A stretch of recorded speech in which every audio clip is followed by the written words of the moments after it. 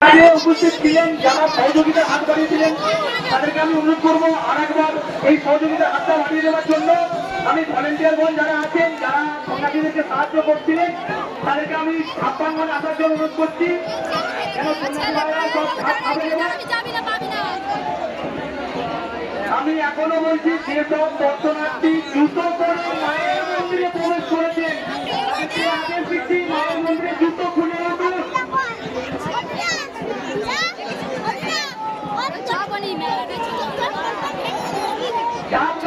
সন্ন্যাসীরা দাঁড়াচ্ছেন যাই হোক, যেসব সন্ন্যাসী এখনো বাকি আরো সুন্দর মুহূর্ত দর্শনার্থীকে দেখাচ্ছেন আমাদের সন্ন্যাসীরা।